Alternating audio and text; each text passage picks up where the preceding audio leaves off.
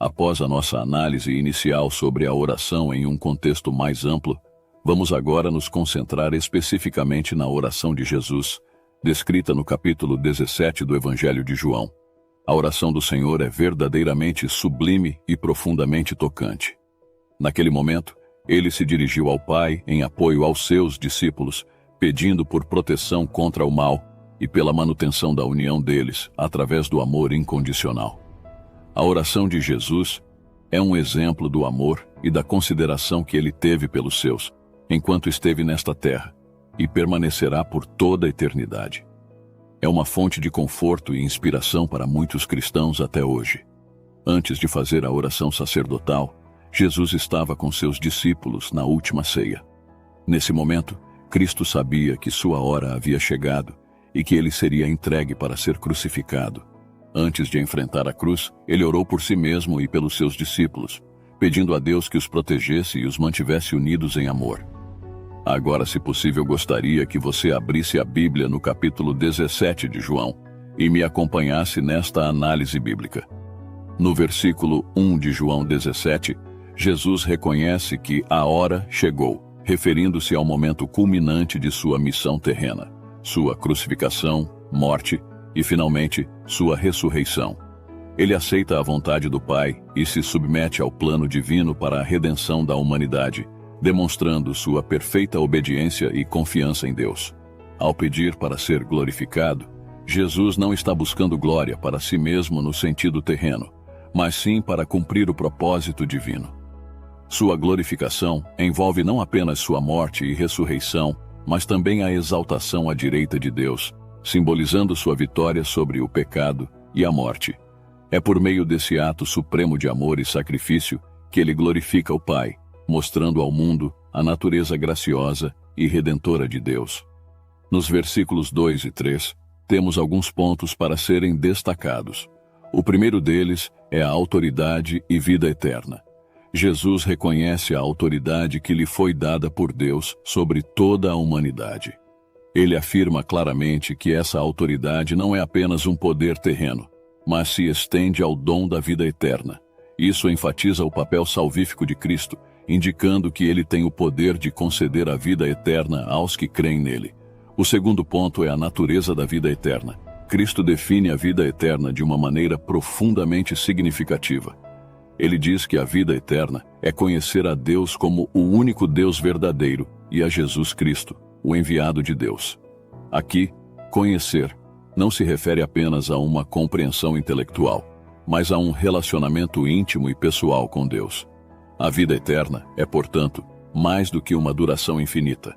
É uma qualidade de relacionamento com o divino. O terceiro ponto crucial é a unidade de Deus.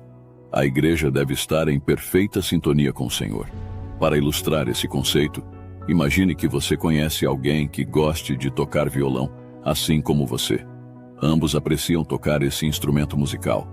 Nesse cenário, vocês concordam sobre a forma como as cordas devem ser tocadas, não é mesmo? Da mesma maneira, a igreja deve ser unida, evitando divergências que a afastem do entendimento divino e dos princípios práticos cristãos. Por isso, é essencial vivermos em harmonia com Deus, pois, ao permanecermos unidos, nos alinhamos com sua vontade e propósito para a nossa vida. O quarto ponto é a mensagem central do Evangelho. Estes versículos encapsulam sua essência. Isto é, a vida eterna não é alcançada por méritos humanos, mas é um presente divino. Esta mensagem centraliza-se na fé, no relacionamento pessoal com Deus e na aceitação do sacrifício redentor de Cristo. No versículo 4, Jesus declara ter glorificado o Pai na terra, completando a obra que Deus lhe deu para fazer. Esta obra inclui seus ensinamentos, milagres e, finalmente, seu sacrifício na cruz para a salvação da humanidade. Ao afirmar que consumou a obra, Jesus reconhece a realização do plano divino de redenção. No versículo 5, Cristo pede ao Pai para glorificá-lo com a glória que ele compartilhava com Deus antes da criação do mundo. Aqui, Jesus revela a unidade eterna com Deus.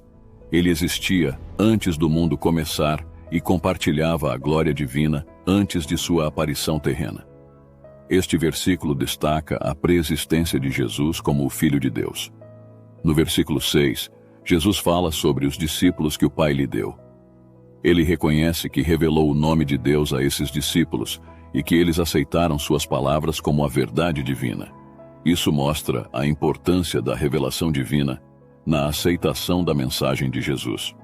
Os discípulos são descritos como pertencentes a Deus, indicando uma relação especial e escolhida por Deus. Em conjunto, esses versículos enfatizam a natureza divina de Jesus, sua missão cumprida e a importância da revelação divina e da fé na compreensão da mensagem de Cristo. Eles também destacam a relação íntima e eterna entre Jesus e Deus, o Pai. Nos versículos 7 e 8, Cristo está se referindo aos seus discípulos e à relação especial entre eles e Deus. Ele afirma que os discípulos compreenderam a origem divina de suas palavras e aceitaram a mensagem que ele lhes transmitiu. E isso destaca a aceitação da revelação divina pelos discípulos, que reconheceram a autenticidade da missão de Jesus como o Filho de Deus enviado para ensinar e redimir a humanidade. Ainda vemos a importância da fé e do entendimento espiritual na aceitação da mensagem de Jesus. Os discípulos não apenas ouviram as palavras de Cristo, mas também as receberam com fé, reconhecendo sua origem divina. Nos versículos 9 e 10, Jesus dedica sua oração exclusivamente aos discípulos, o que é notável. Nesse momento, ele expressa seu amor de maneira profunda e sincera, revelando seu carinho por aqueles que o seguem. Além disso, Jesus declara que sua glória está intrinsecamente ligada aos discípulos, destacando a importância especial que eles têm em seu plano divino. Nos versículos 11 e 12, Jesus se dirige ao Pai, pedindo proteção divina para seus discípulos, enquanto roga pela unidade deles. Ele destaca ter cuidado zelosamente de seus discípulos durante sua presença terrena, assegurando que nenhum deles se perca, exceto Judas Iscariotes, cujo destino já estava selado para a perdição. Nos versículos 13 a 15, Jesus começa expressando sua intenção de ir para o Pai, mas enfatiza que ele compartilhou essas palavras enquanto ainda estava no mundo. Isso destaca a importância do momento e a urgência de sua mensagem. Ele deseja que seus seguidores tenham a plenitude de sua alegria neles mesmos, mostrando seu desejo de que os cristãos experimentem a alegria que vem de um relacionamento íntimo com ele. Ao afirmar que deu aos discípulos a palavra de Deus, Jesus sublinha a importância da verdade divina como um manual e uma fonte de esperança para os cristãos. Ele reconhece que, ao seguir sua palavra, eles se tornam diferentes do mundo ao seu redor, o que pode levar ao ódio e à perseguição por parte daqueles que não compartilham sua fé. Ao pedir ao Pai para proteger os discípulos do maligno, Jesus revela sua preocupação com as forças espirituais do mal que estão constantemente em oposição aos filhos de Deus. Ele não pede para que sejam tirados do mundo, pois reconhece que eles têm um papel vital a desempenhar aqui. Em vez disso, ele intercede para que sejam guardados e fortalecidos em meio às adversidades. Esses versículos destacam a importância da alegria, da verdade divina e da proteção espiritual na vida dos cristãos. Eles nos lembram da necessidade de permanecer firmes na fé, mesmo quando enfrentamos situações difíceis.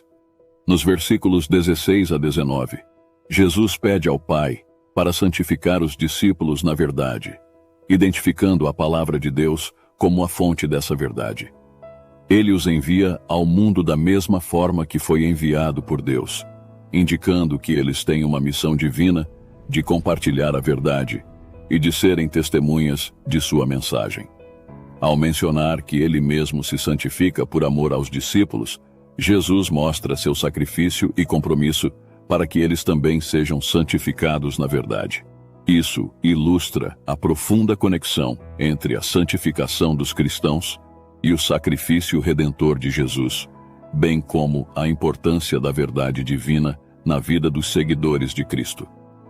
No versículo 20, Jesus amplia o alcance de sua oração, intercedendo não apenas pelos discípulos presentes, mas também por todos os futuros cristãos que viriam a crer nele por meio da sua mensagem divina.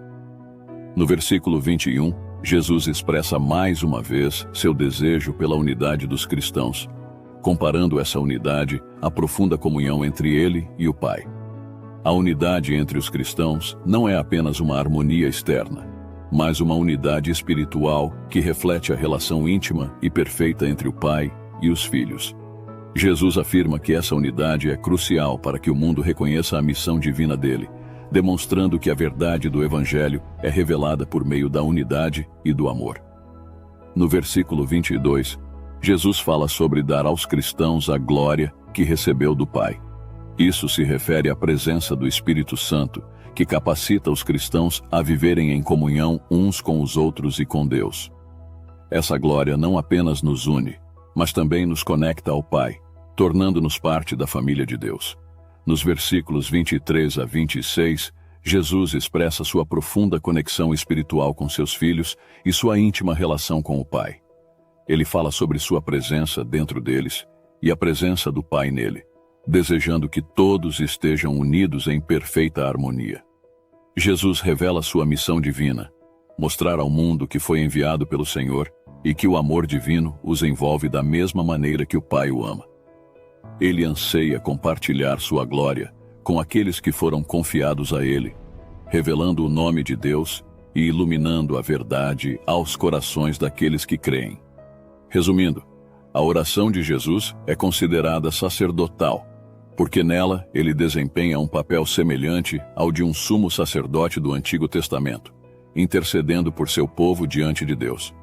A natureza sacerdotal da oração de Jesus é mais evidente nos versículos 9 e 20 do capítulo 17 de João, onde ele intercede pelos seus. Jesus age como um mediador entre Deus e os homens. Além disso, em Hebreus 7, 25, Jesus é descrito como o sumo sacerdote perfeito, que intercede por nós, o que também reforça a ideia de sua função sacerdotal na oração registrada em João 17.